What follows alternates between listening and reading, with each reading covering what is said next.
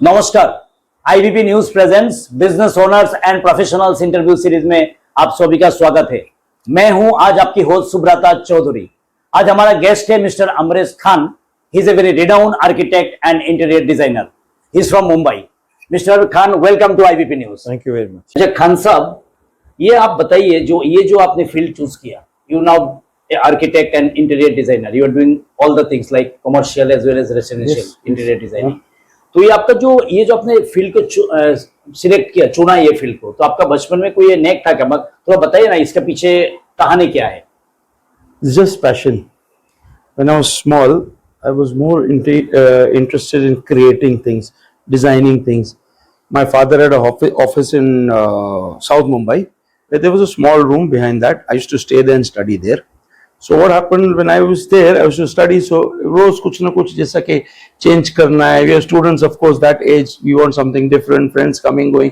तो मैं अपने हाथों से वो walls को paint या कुछ पैचेस, वहाँ एक जगह कुछ लीकेज होता था तो कभी बंद नहीं होता था, तो वो उसको बहुत कोशिश की. Then I tried something to cover it with some sheets and also covered it and made it a design.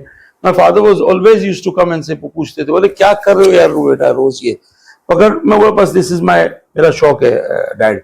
तो then he also stop telling me all this, ये बोले करने दो जो करते. तो मैं करते ही रहता था कुछ ना कुछ, घर में कुछ टूटे या design something, make something and you know invent something, create something. I used to keep on doing all that. So that was basically since childhood एक शौक जो बचपन से चला जाता है. It goes to your death. वही आपका प्रोफेशन हो गया? Yes, then it became my profession. अच्छा, it became my profession. अच्छा, आप मेरे को ये थोड़ा बताइए, जो आपका डिजाइन का सीक्रेट क्या है, और आपका जो you got lot of good number of commercial clients and residential जो client है आपका, थोड़ा डिटेल में बताइए ना client के बारे में. Basically what happens, starting from your design secret. See, the interaction between you and your client is first is your effort, your ability to work, your trust in them and your sincerity. Okay. Now about designs.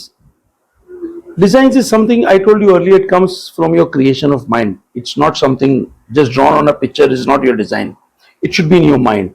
So what I convince my clients, the word I can do, see, though they call 10 people, they call, वो 10 लोगों को बुलाते बिठाते कि ये करना है, पर अल्टीमेटली वो मुझे बिठाते, मैं उनको कुछ पेपर वर्क नहीं पता, I will do it for you. वो कन्विंस हो जाते, इट्स गॉड गिफ्ट, वो कन्विंस हो जाते हैं, मुझसे करवा लेते हैं, and they are all satisfied with that. Main thing is I put my whole soul, mind, everything in what I have to create. It's not just के बस पैसा लिया है, I have to do something, वो मुझे एक photo दिखा दिया मैंने वो कर, नहीं. I try to see that what I can give them something, and it is, as earlier I told you, mind work. And it's a mind game. So what I give them, आपका work आपका passion ही है, passion. This is what I told my client once told me. एक मेरे client ने मुझे बताया कि आप काम पैसों के लिए नहीं करते, आप passion के लिए करते हैं. मतलब you're right, आपने मुझे पहचाना, मैंने उसको. Very true, very true. आपका client के बारे में थोड़ा बताइए, क्या टाइप का client आपका है? See, normally मेरे clients जो है ना, वो ज्यादा करके, मैंने सुना आपका बहुत सारी बॉलीवुड के साथ, बॉलीवुड मैंने, it is a very, मैं बहुत नाम मत बोलिए, लो प्रोफाइल में काम करता हूँ, कैटेगरी मैं किसी को बताता भी नहीं हूँ कि मैं क्या करता हूँ. Who's my client, what work, I believe that way, don't tell your work to anybody. Oh, might be superstition हो सकता है, but ये मैंने हमेशा adopt किया है. But my basically clients are some film producers. I did for some corporate houses. I did for some officers like police category, बहुत पहले किया था मैंने, उनसे शुरू किया था. पुलिस के एक senior most person थे, हमारे अच्छे दोस्त थे, उनका घर किया था. फिर ऐसे slowly I kept on doing with all good clients I have dealt with. I am doing here at Hiranandani, here I am doing at Panvel. There I have got very good cream crowd, cream clients, जो 10 लोगों को बुलाते, in fact कितने लोगों को काम दे देते, वो खराब करते तो मुझे बुलाते, and then they, I don't compromise कि नहीं भाई मैं मेरे हिसाब से बनाऊंगा, आप बोलेंगे ये नहीं, ऐसा नहीं होगा. आई will do, okay, design will be your everything, but I will create what I want to create for you. You are not satisfied ना, जिसने काम किया, अब मैं अपना करूंगा. So they are, and they get impressed with that thing. अच्छा खान साहब, मैं आपको एक क्वेश्चन पूछना चाहता हूँ, मैं लिख के लाया है क्वेश्चन. एज ए आर्किटेक्ट, आप घर की कोई भी, मतलब घर को बिना कोई मेजर चेंजेस के बिना इको फ्रेंडली कैसे बनाते हो? You mean to say sustainable? Yeah, sustainable. Okay, मतलब ज्यादा उसको चेंज करने के बिना ही आप इसको इको फ्रेंडली बना देते हो? इको फ्रेंडली का तो एक सिंपल तरीका है जिसको लो बजट में करना, प्लांट्स कर दे चारों तरफ अपने घर के, विंडोज थोड़े बड़े कर दे, चौड़े कर दे, if permitted by the society और व्हाटएवर, और विंडोज जरा बड़े हो अपने बैल्कनीज के air, and always there should be like one way air coming, one way air going, वो बहुत इंपॉर्टेंट है. Second thing and third thing is you use good eco friendly paint. These are the two things. And Marble. your marbles, try to use marbles. Marbles are expensive, everyone can't afford, but I would say that there are medium quality marbles also, वो भी eco friendly है, वो marbles use करे rather than these. मैं किसी को discriminate नहीं कर रहा, तो टाइल वाले कल बोलेंगे भाई हमारा टाइल को, it's not that, but vitrified tiles आते हैं, they are also good, but health wise ये माना गया है कि good paint.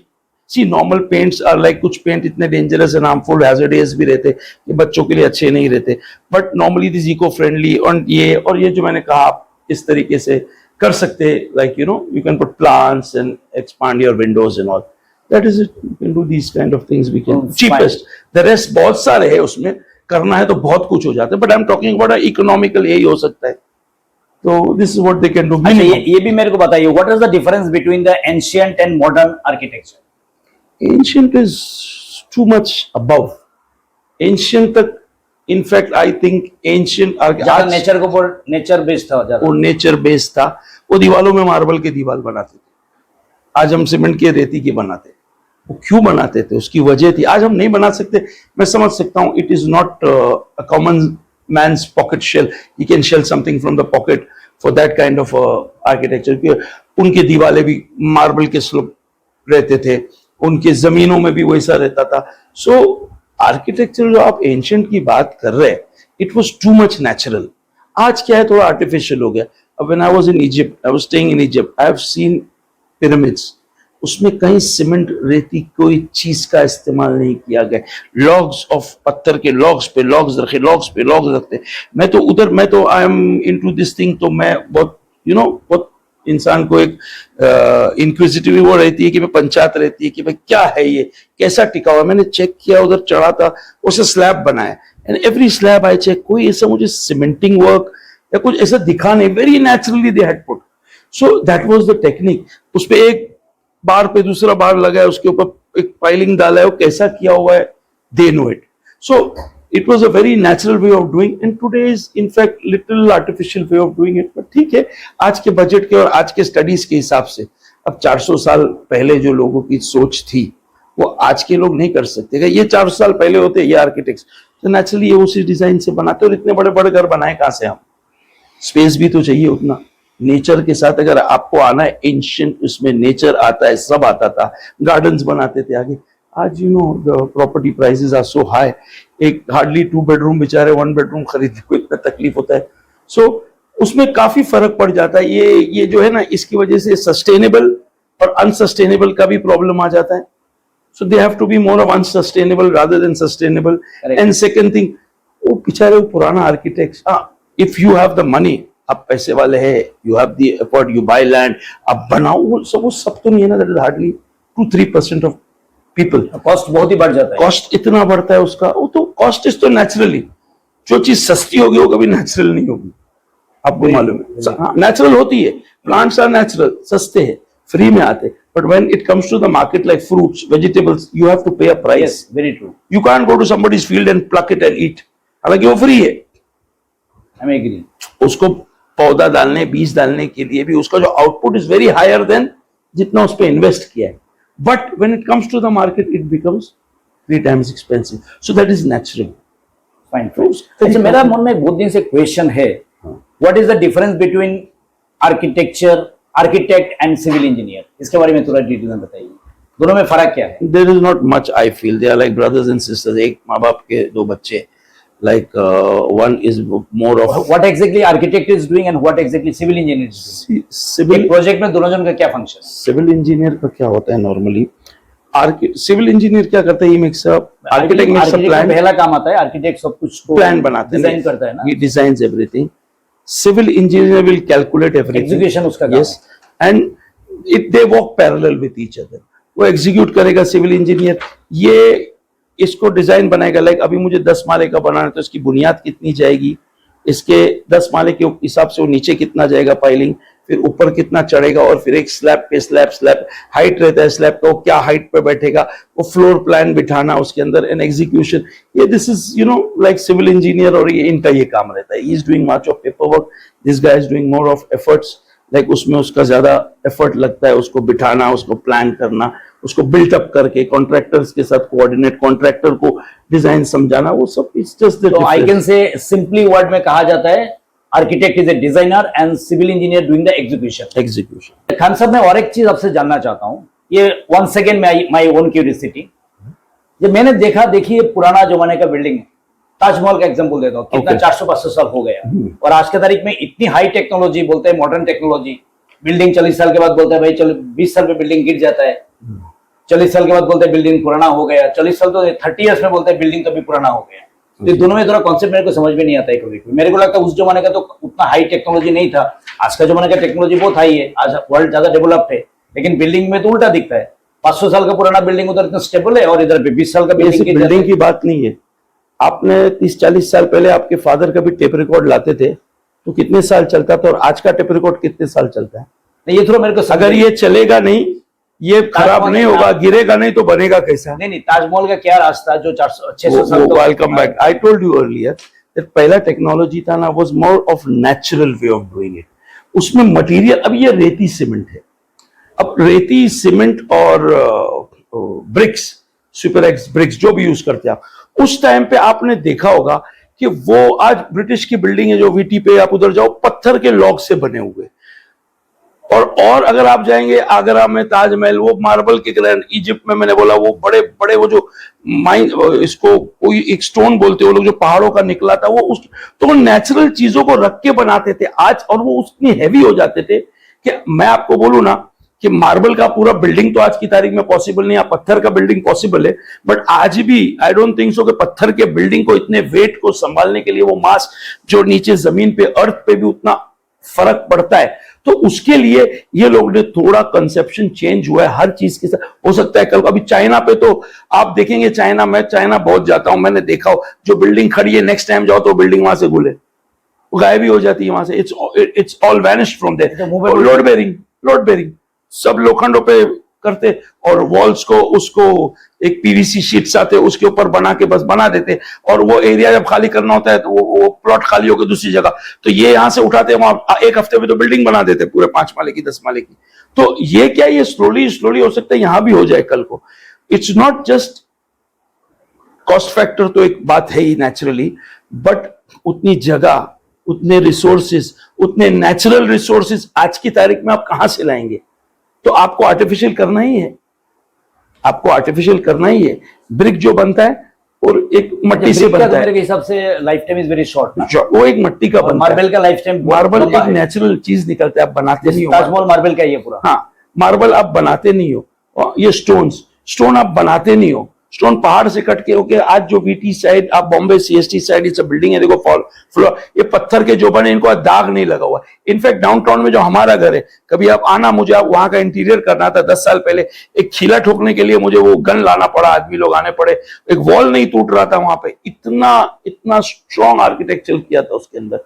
बट इतना स्ट्रॉन्ग आज करेंगे, एक तो मैं पता ना कॉस्ट फैक्टर बढ़ता है, सेकेंड थिंग लोगों के पास इतना पैसा लगाने के लिए. और आज देखो, आज एक स्क्वायर फीट पे मैं एक बेचता हूं एक चीज, अगर मैं उतना एक्सपेंसिव चीज लगाऊंगा तो आज प्राइसेस इतने हाई हो गए कि आज मैं जो चीज 10,000 स्क्वायर फीट में बेचूंगा, मैं वो सब लगाऊंगा तो 25,000 तक जाएगा, तो कोई लेगा नहीं. तो मुझे तो आज ईट के बाद सुपर एक्स भी आ गया, सुपर एक्स जो आ गया ना, वो और लाइट हो गया, और लाइट चीज हो गया, और सस्ती हो गई. तो day to day it goes. तो वो पुराने को आप आज से कंपेयर मत कीजिए. There was the best architecture, वो आर्किटेक्ट्स अलग थे. इनफैक्ट ये आर्किटेक्ट्स भी गलत नहीं है, मैं ये नहीं बोल रहा हूं. ऑफ कोर्स वो पढ़ रहे हैं, उन्होंने भी अपना मेहनत से किए, they are doing the best. But यही 400 साल पहले होते तो शायद ये वो करते, और वो अब होते तो वो ये करते. सो पुराना स्ट्रक्चर की जो बात करते हैं ना, वो architecture was the best for me हिसाब से. But that is mass consuming, space consuming and money consuming. ये 3 चीज उसमें ज्यादा लगेंगे. तो इट्स बेस्ट. आज इंसान यही सोचते हैं ना, छोटे से छोटे आते, आप देखते पुराने बेडरूम्स 15 बाय 15 के आते थे, 10 बाय 10 के हो गए, कहीं के 8 बाय 9 के हो गए. तो ये कॉस्ट फैक्टर नहीं है, तो और ये क्या है? कॉस्ट फैक्टर लोडिंग और गवर्नमेंट पॉलिसीज। उस वक्त तो गवर्नमेंट पॉलिसी थी नहीं, आज गवर्नमेंट पॉलिसीज है। क्या करेगा इंसान, कहां जाएगा? तो you have to compromise, naturally, इसमें किसी की गलती नहीं है।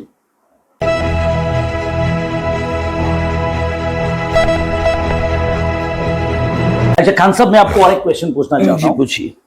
एक सस्टेनेबल आर्किटेक्चर को बढ़ाने के लिए गवर्नमेंट को क्या क्या बदलाव करना चाहिए देश के अंदर? Very good question. ये मैं भी सोच रहा था कि ये मैसेज जाना चाहिए गवर्नमेंट को। सी डिपेंड्स ऑन, यहाँ के हर गवर्नमेंट का अलग अलग पॉलिसी है। अब देखो, सस्टेनेबल आदमी कब बन सकता है? जब वो कुछ ऐसी चीज बनाना चाहे। अब ये टाउनशिप्स बनते बाहर, ये हीरानंदानी में मैं काम कर रहा हूँ, मेरा बहुत क्लाइंट्स है बोकरपाड़ा में, टाउनशिप बना रहे हैं। Why? Because they are compiling nature with architecture. जब नेचर विथ आर्किटेक्चर आता है ना तो सस्टेनेबल हो जाता है, उसमें बहुत फायदे होते हैं। Like you can change the world, you can change your living style. मगर वो आज क्यों नहीं कर पाता है? आप मुझे बताइए, उस एक एरिया में जब 3000 रुपीज स्क्वायर फीट चलता है, वहीं वो टाउनशिप वाला 10,000 में बेच रहा है, तो वो बेवकूफ तो नहीं है? उसने इतना एक्सपेंसिव चीजें खरीदा है। आज तो पहली बात जो ये है ना, जमीनों के भाव जो रेडी रेकनरी रेट बनते हैं, आज गवर्नमेंट बनाती है, उसको गवर्नमेंट अपने हिसाब से स्टेबलाइज करे ना, तो जो सेलर होगा ना जमीन का, जो हेड होता है जमीन वाला, वो उसके हिसाब से अपना रेट। ये क्या हो जाता है कि आज वो लोग देखते हैं, एक जमाने में था 2 लाख रुपया गुंठा, आज 10 लाख रेडी रेकनरी। तो खेडूत है, वहां का लैंड ओनर है, वो बोलता है 10 लाख तो रेडी रेकनरी, 15 लाख रुपया गुंठा।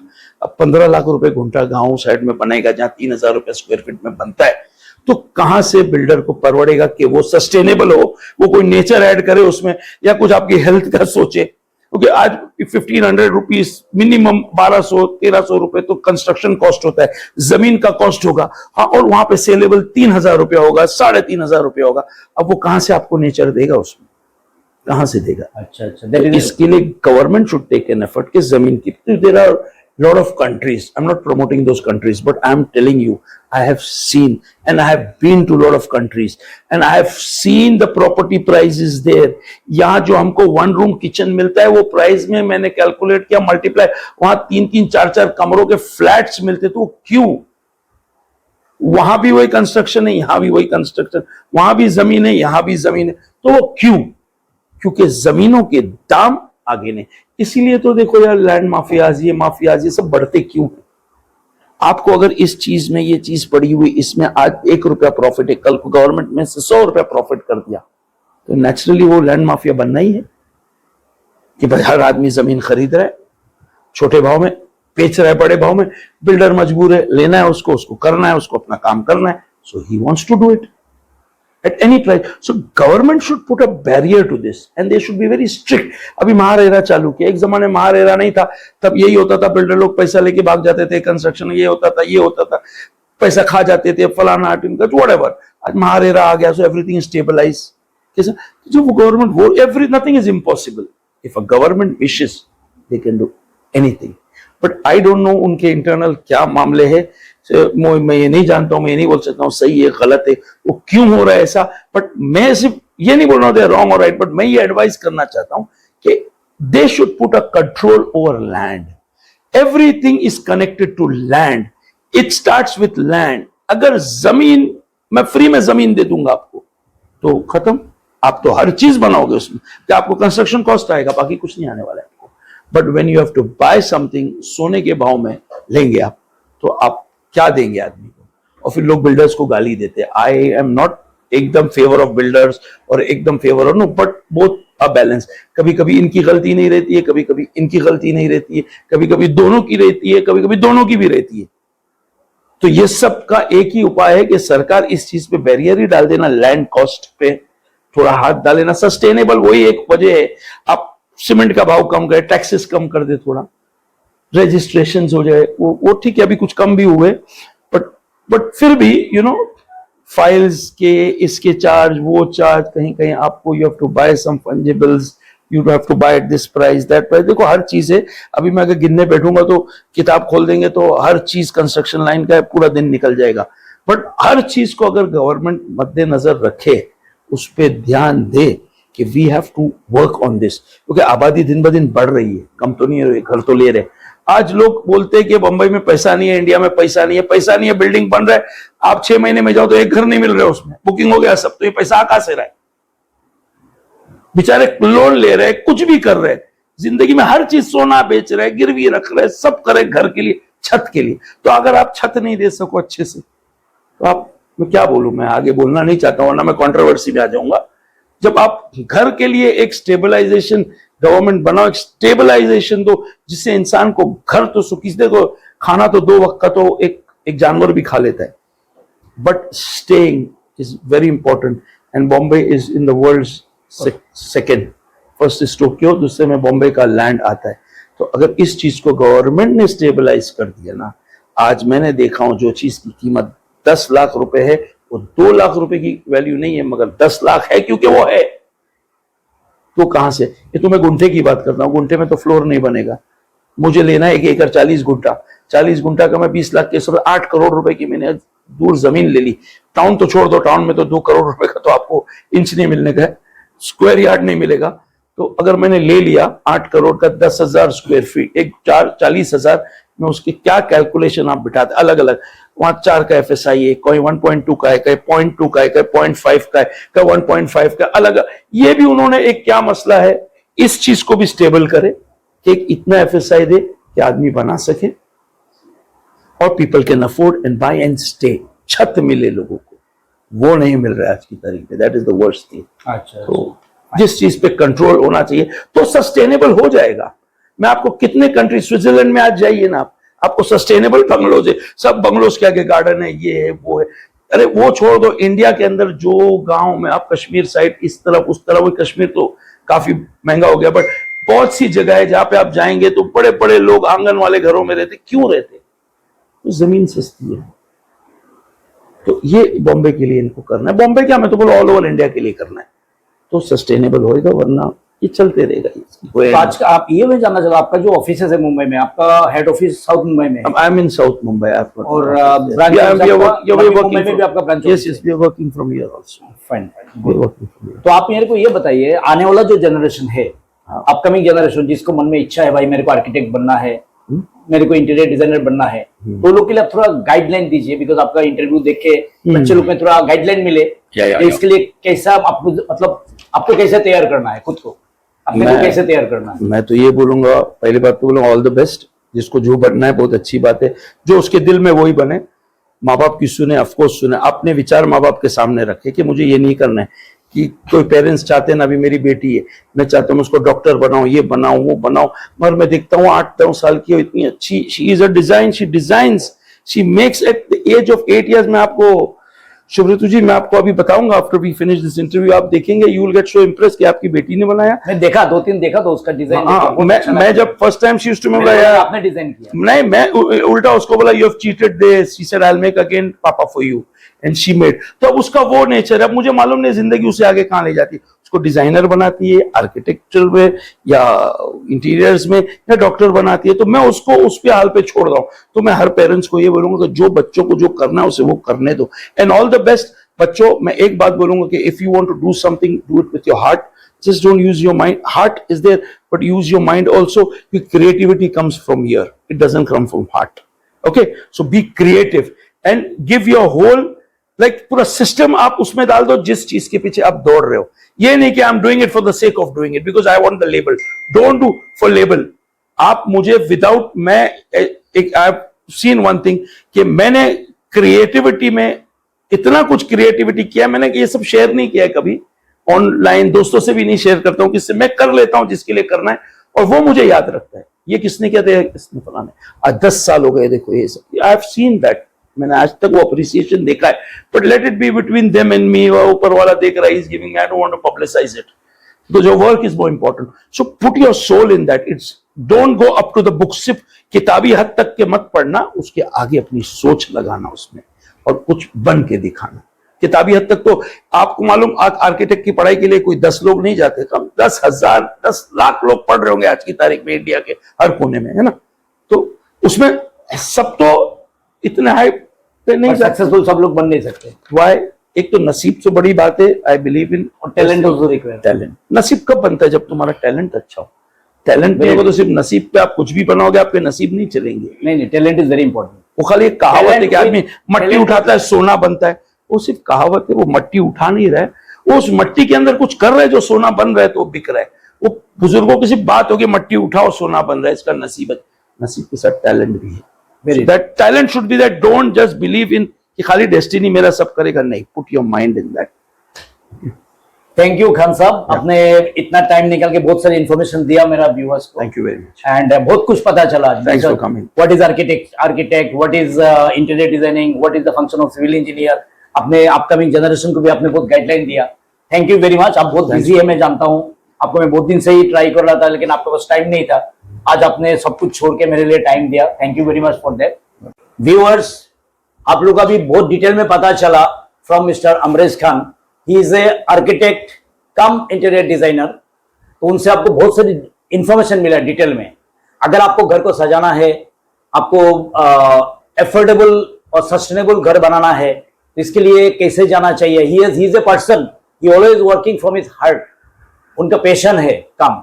पैसा के लिए तो सब लोग काम करते हैं, बट उनका पहला प्रेफरेंस है always, I know him from long time, तो he told me always, Subrato ji मैं अपना सेटिस्फेक्शन के लिए, पैशन के लिए काम करता हूं। तो ऐसा आर्किटेक्ट हर जगह में मिलते नहीं है। तो आई एम वेरी श्योर आपको बहुत इंफॉर्मेशन मिल गया। उनका बारे में आपको कोई भी चीज जानना है, नीचे हमारा डिस्क्रिप्शन बॉक्स है, उसमें आप जाइए, उनका पूरा डिटेल मिल जाएगा। Viewers, thanks for watching IPP news. And Khan साहब, once again thanks to you for joining IPP news. Thank you very much for coming.